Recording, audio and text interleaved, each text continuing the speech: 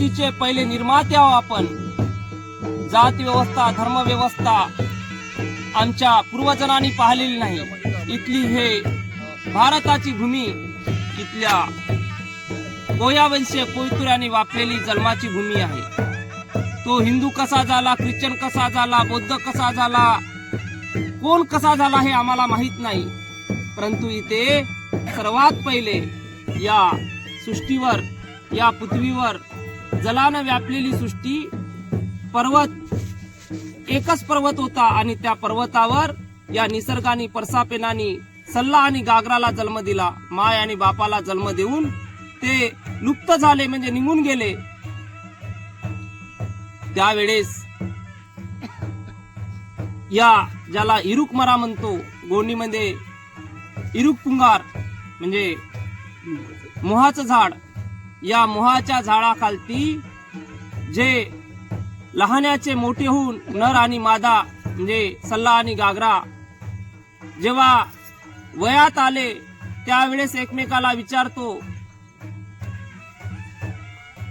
का बाई निकून बाबूल ठाव म्हणता की, ते बाई विचारतो निकून बये ठाव म्हणता की, म्हणजे एकामेकाला दोघे विचारतो आई बाबा कोठा आहेत विचारात बसले. आणि त्या मोहवृक्षाच्या खालती त्या पर्वतावर त्या ठिकाणी बसून विचार करायला लागले.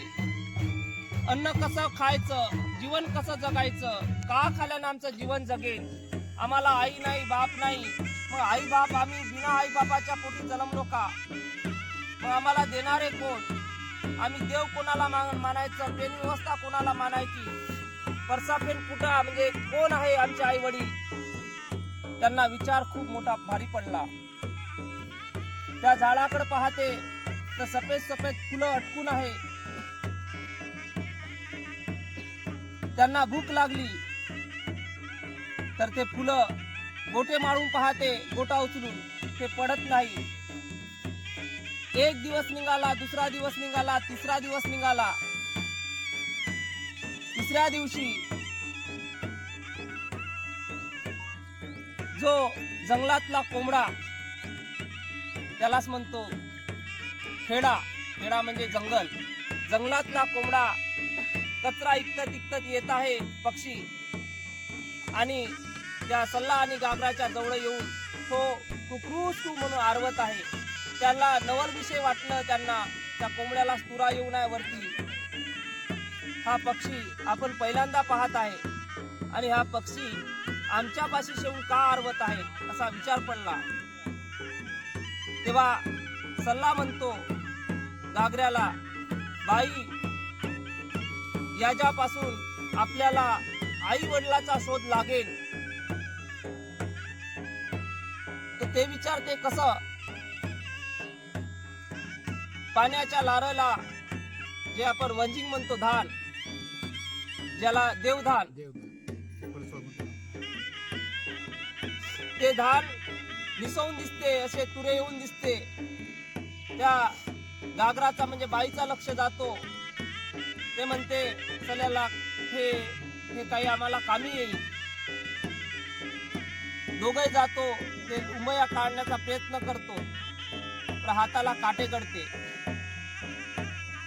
मग कसं करायचं, तेव्हा मग सागाचा पान घेतो, साग वृक्षाचा पान तोडतो आणि पानात ते धान झाडतो. धान झाडल्यानंतर ते काटे राहतात. हे काटे कसे करायचे, एक एक काटा काढला तर किती वेळ लागेल. त्यांना दिसतो रांजी म्हणजे बास येरू. त्या येरूकडे जातो आणि सल्ला त्या येरूला येरू घासाला लागतो. घासता घासता इस्तो तयार होतो.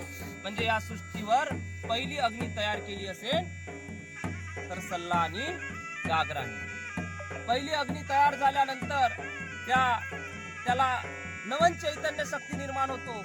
अरे बा हे ज्योत लागली. मग तो त्या उमया ते जे केस असतो ते जाळून टाकतो. जाळून नंतर त्याचे दाणे काढतो.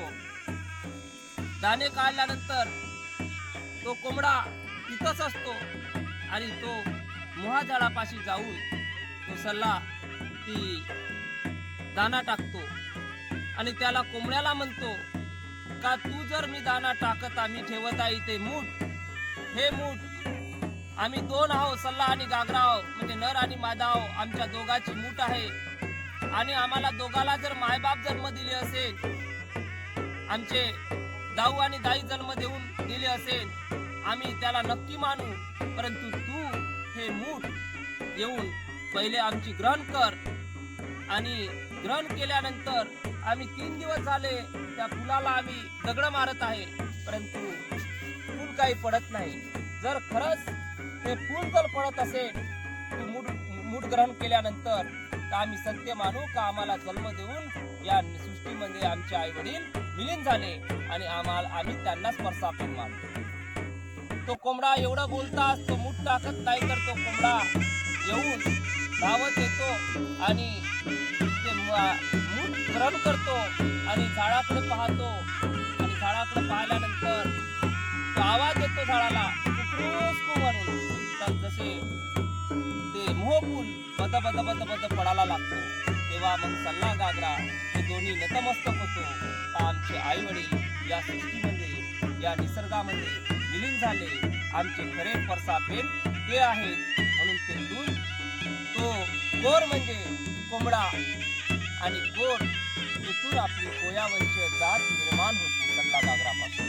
अशी देवाची परसापेनाची पूजा ही सर्वोच्च पूजा, देवाची आपल्याला सल्ला गागराची पूजा, माय बापाची पूजा पवित्र चालू होते. म्हणून आपल्या कोयावंशीय कोयतुराला परसापेन सल्ला गागरा हे आपली पूजा चालू होते. मग ही पूजा आपल्याला